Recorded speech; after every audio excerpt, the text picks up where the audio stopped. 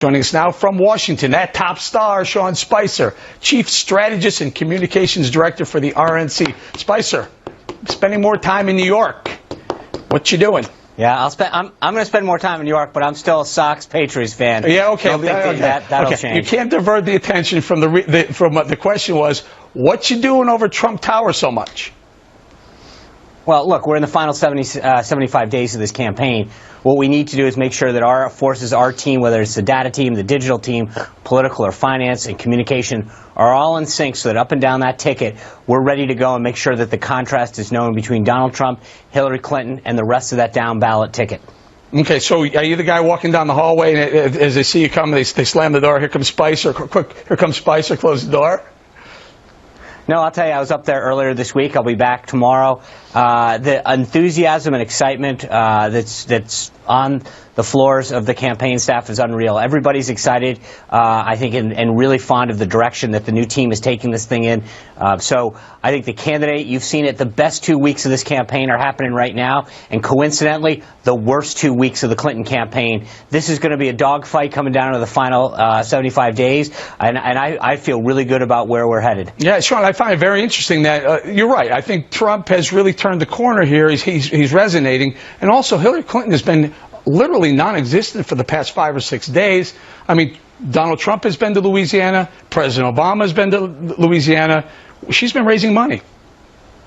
Right. I mean, for all the criticism that Donald Trump gets, let's look at her schedule. Beverly Hills, Greenwich, Connecticut, Nantucket. I mean, there's not battleground states. I understand there's a lot of money there, but she's kept a low profile. She hasn't talked to the press in haven't given a press conference in 263 days. These revelations that keep coming out, they send out these spokespeople that can't answer the question and try to deflect and continue for the 30-year talking point of the Clintons about how it's a far right-wing conspiracy. But the fact of the matter is, one of the emails comes out, has from the Crown Prince of Bahrain, talks about that he couldn't get a meeting through official channels of the State Department. They pushed him over to the Clinton Foundation, and lo and behold, for $32 million, he got to meet the secretary. So, I mean, this is literally the definition of quid pro quo, pay to play, insider access. The Clintons have one set of rules for themselves and one for everyone else, but this idea of enriching themselves continues. You know, Eric, it's funny, I never can forget Hillary's quote about how she was dead broke when they left the White House.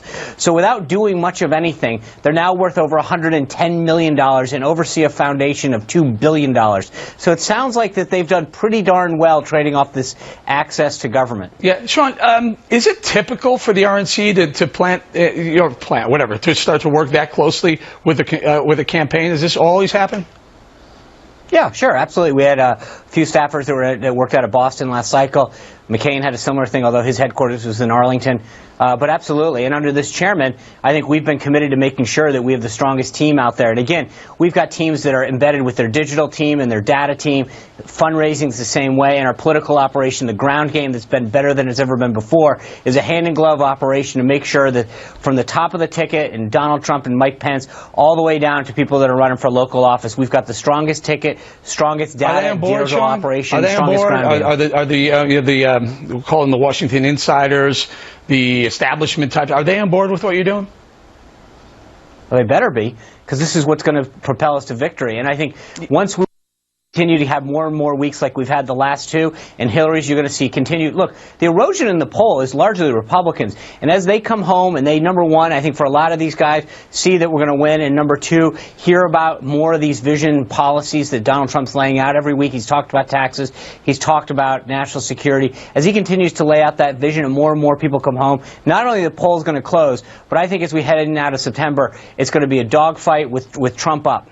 All right, last thought. Kellyanne Conway, Steve Bannon, you like the team? I do. These guys, I'm telling you, you watch not just talking to them personally, but when you're around the team that they're running over there, people are inspired, they're invigorated. The enthusiasm that exists around the staff because of these two individuals is unbelievable. They have inspired these folks to get out there, double down on their 20. They're already working 24 hours, but they're going to squeeze every second out of them because people know that these guys have a plan to win. They're looking at the campaign from bottom to top, making sure that every second that Donald Trump and Mike Pence are out there is the most effective use of their time, right. And it's very, very strategic in how we get to these battleground states and get the 270-plus votes that we need in the Electoral College to So win. we're going to leave it there, and I look forward to seeing you at the hot dog cart over there on 49th and 6th Avenue. See you there Thursday or Friday. Thank you very much. Thanks, Eric. Up next.